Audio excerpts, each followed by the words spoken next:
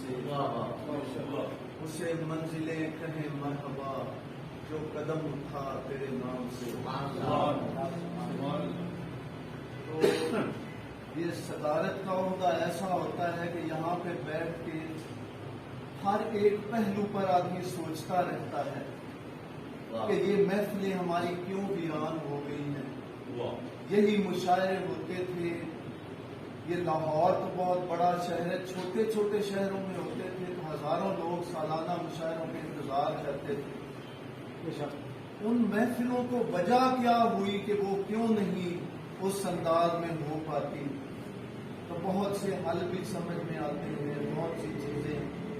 بہرحال یہاں پہ اتنا ٹائم نہیں کہ ان پر ڈیٹیل سے بات کی جائے. آپ سب لوگ سوچیں گے تو راستے کھلتے جائیں گے، کیونکہ یہ ایک اچھا کام ہے. تو اس کے جب آپ صحیح نیت کے ساتھ، جیسے یہ راؤ صاحب ہیں اور چند ایک لوگوں کے بارے میں پڑھتے رہتے ہیں، سنتے رہتے ہیں، ماہانہ محافل رکھتے ہیں، لیکن وہ چہک، وہ رونق، وہ چیز پیدا نہیں ہو رہی کہ جو ہونی چاہیے تھی. اس کے لیے ہمیں سب کو مل کر سوچنا چاہیے کہ کیا کیا طریقے ہو سکتے ہیں، کیونکہ یہ ایک بہت قیمتی فن ہے. اس میں پوری دنیا متفق ہے کہ اچھے انداز میں جو بات کہی جاتی ہے کسی بھی زبان میں اس کا اپنا ہی اثر ہوتا ہے، بلکہ جو بات مزین ہو حسین طرز بیان سے وہ دل میں اترتی ہے نکلتے ہی زبان سے. تو یہ فن ایسا ہے کہ جو بات کو مزین کرنے کا، سجانے کا فن ہے. اس کو پرموٹ ہونا چاہیے. بدقسمتی سے ہمارا کیونکہ میڈیا سارا کمرشل ہو چکا ہے، وہاں پہ جس پروگرام کے ایڈ زیادہ آتے ہیں انہی کو زیادہ دکھایا جاتا ہے. ایک دو دوستوں نے شروع بھی کیے وہاں پہ مشاعرے یا ایسی کوئی چیزیں، لیکن وہ بھی کوئی اچھے انداز میں آگے نہ چل سکے. تو ہم سب کو دعا بھی دل سے کرنی چاہیے اور سوچنا بھی چاہیے کہ یہ فن، یہ جو بہت بڑا ورثہ ہے. کیونکہ میں نے انگلش لٹریچر بھی پڑھا، کچھ فارسی بھی پڑھی، عربی بھی پڑھتے رہتے ہیں. تو یہ جو ہمارا اردو کا سرمایہ ہے یہ بہت قیمتی ہے. ان میں ایک ایک شاعر ہمارا ایسا ہے کہ اس کو آپ پڑھتے جائیں تو آپ ایک نئی دنیا تک وہ لے کر چلا جائے گا آپ کو. ایک ایک شعر ایسا ہے کہ وہ پورا آپ کو کئی ایک زبان کی کتابوں پر حاوی ہے. اس لیے ہمیں اس کو بچانے کا بھی سوچنا چاہیے اور یہ بہت بڑی غنیمت ہے. مجھے بہت خوشی ہوئی کہ یہ دوستانہ ماحول میں چند دوست مل بیٹھتے ہیں، ورنہ اس مصروفیت کے دور میں ٹائم نکالنا بھی بہت مشکل. اور خوشی کی بات یہ ہے کہ طرح طرح کے ہر علاقے کے لوگ یہاں پہ تھے. مثلا وہ غمگین صاحب، ان کے لہجے میں مجھے شاکر شجاع آبادی صاحب نظر آئے. اسی طرح اور دوسرے لوگوں کے، اور یہاں لاہور کا وہ جو مخصوص لہجہ ہے اس کے بھی بہت سے شاعر نظر آئے. لیکن ہمارا وہ ماحول نہیں رہا کہ ایک دوسرے کے ساتھ مشورہ کیا جائے، ایک دوسرے اساتذہ کو دکھایا جائے. وہ ہونا چاہیے، کیونکہ بہت سے دوست ایسے ہیں کہ بہت قیمتی خیالات، بہت زیادہ ان کے ایک ایک بات بہت قیمتی، لیکن ذرا سی معمولی سی خامیوں کی وجہ سے وہ اس قابل نہیں ہوں گے کہ وہ اگلی نسلوں تک پہنچ سکے. کیونکہ نہ ان کو کوئی شائع کرے گا، نہ ان میں وہ ٹیکنیکل خرابی کی وجہ سے. تو یہ ہمیں ایک دوسرے کو دکھاتے رہنا چاہیے اور امپروومنٹ کی کوشش کرتے رہنا چاہیے. میں نے بڑے بڑے شعراء کو دیکھا ہے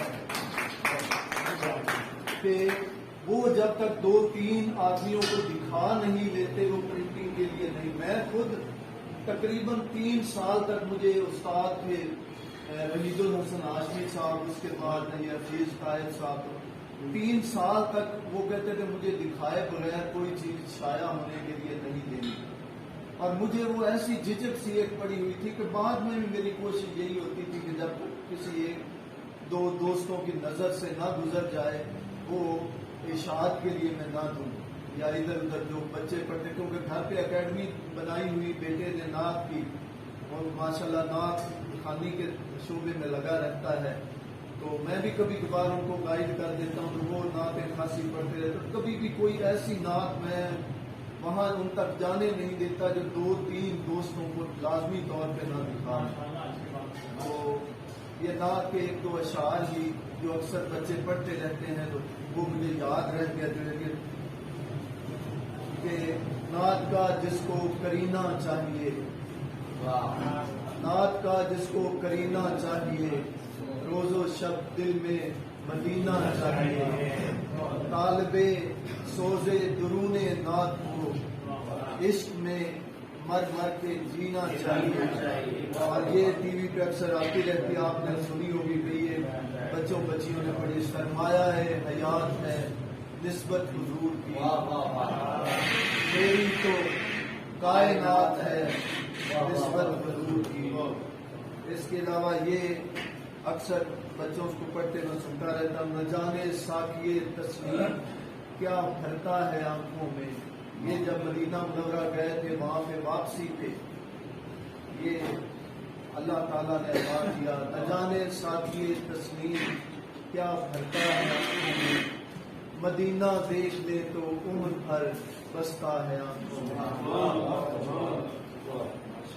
تو اس کے علاوہ یہ بھی آپ نے ہو سکتا ہے سنی تو وہ حسن رب جمیل ہے جو حسین دلوں میں اتر گیا، تیری کیا مثال دوں چاند سے تیرے حکم سے جو بکھر گیا. تو نے دی دلوں کو روشنی جو کسی گھڑی بھی بجھی نہیں، تیری کیا مثال دوں مہر سے جو چھپا تو نور بسر گیا. تو اشعار تو بہت سے اس دور میں آپ بکس بھی بہت آسان ہو گئی ہیں، پی ڈی ایف پہ مل جاتی ہیں، نیٹ پہ ادھر ادھر. تو اس ایسی محفل کا سب سے بڑا فائدہ یہ ہے کہ آپس میں دل قریب آتے ہیں. ایسے لوگ کہ ایسے لگتا ہے کہ جن کو ہم مدتوں سے جانتے تھے، ایسے یہاں بیٹھ کر آپس میں، اور یہ ہمارے تعلقات، یہ ہماری محبتیں آگے بھی چلتی رہیں اور اس کے نئے نئے رنگ اور شگوفے کھلتے رہیں کہ یہ فن مزید پرموٹ ہو اور زیادہ سے زیادہ لوگوں میں یہ ایک پودے کی طرح پھیلتا جائے. اور ہماری نوجوان نسل خاص طور پہ مجھے بہت افسوس ہوتا ہے، یہاں پہ خواتین بھی آئیں، بزرگ بھی آئے، لیکن نوجوان نسل کی نمائندگی بہت کم ہے، نہ ہی کوئی لکھنے والوں میں. حالانکہ کالج میں مجھ سے چند ایک بچے اور بچیاں اصلاح لیتے رہتے ہیں، لیکن وہ بھی ایسے کبھی میگزین کے لیے، کبھی کوئی مقابلہ ہو اس کے لیے. تو وہ کیونکہ ماحول یا وہ سرور جو ہم آگے والی نسلوں تک منتقل کرنا چاہیے تھا وہ ہم نہیں کر پا رہے. کلاسیکل میوزک سے ہم نے کاٹ دیا ہے وہ سرور جو حاصل ہوتا تھا، وہ ان کو پتہ ہی نہیں ہے کہ وہ کیا چیز ہوتی ہے. اسی طرح شاعری کا چند غزلیں وہ احسان کرتے ہیں ہم کہ کم از کم یہ نوجوان نسل ہماری شاعری سے کچھ نہ کچھ ان کا تعلق رہے، ورنہ وہ تعلق ہم ان کو وہ لذت ان کو دینے میں ناکام رہے ہیں کہ جو علامہ اقبال کے شعر پڑھ کر ایک پوری قوم کھڑک اٹھتی تھی، ایک پورا مشاعرہ ہل جاتا تھا، جب مائک بھی نہیں ہوتا تھا، اسپیکر تک نہیں ہوتا تھا، شکوہ وہ پڑھتے تھے، لوگ گھنٹوں تک سنتے تھے اور مزے کی بات ہے سمجھ کر ایک ایک شعر پر داد دی جاتی تھی. پھر جواب شکوہ انہوں نے پڑھا، ہزاروں کا مجمع تھا، پن ڈراپ سائلنس، اور وہ لوگ سن بھی رہے تھے، سمجھ بھی رہے تھے. لیکن اس دور میں آپ ایسے سننے والے ہی آپ کو نہیں مل رہے. تو ان چیزوں پر ہمیں سوچنا چاہیے، غور و فکر کرنی چاہیے. اللہ تعالیٰ اس فن کو بھی زیادہ سے زیادہ پرموٹ کرے، ہماری محبتوں کو آپس میں پرموٹ کرتا رہے. آخر میں 1-2 اشعار پر بات ختم کروں گا کہ یہی باتیں ہیں جو شعلوں کو ہوا دیتی ہیں. ہاں پنجابی کی تو میرے والد صاحب کا 1951 میں شعری مجموعہ شائع ہوا تھا درد دل نور احمد کے نام سے، اور ان پر ایم فل کا تھیسس بھی لکھا جا چکا.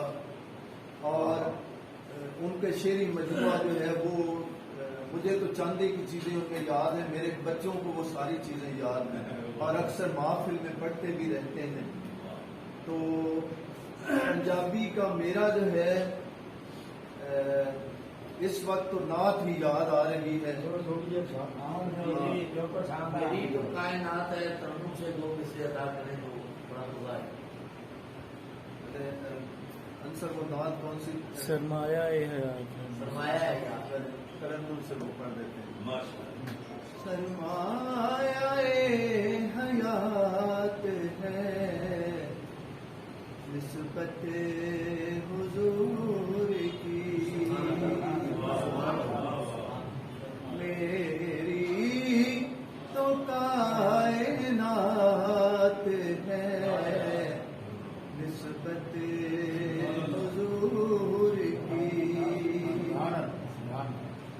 رنجو علم کی دھوپ میں خوبدار کے لیے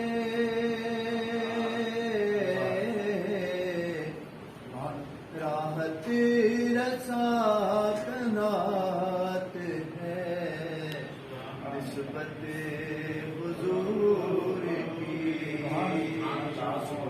سرمایہ حیات ہے نسبت حضور کی. آپ سب لوگوں کا بہت زیادہ شکریہ کہ آپ نے بہت توجہ سے سنا اور بہت تھک چکے ہوں گے، بہت دیر سے بیٹھے ہیں، بہت وقت دیا آپ کا.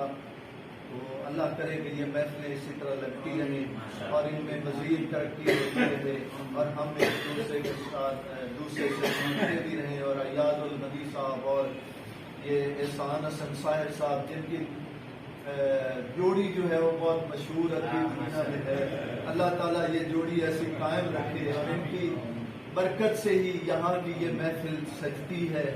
تو یہ سجتی رہے اور اللہ تعالیٰ سارے ملک کو بلکہ ساری دنیا کو، نوع انسانی کو اپنی رحمتوں کے سائے میں اور شفقتوں کے سائے میں بہت کیا بات ہے.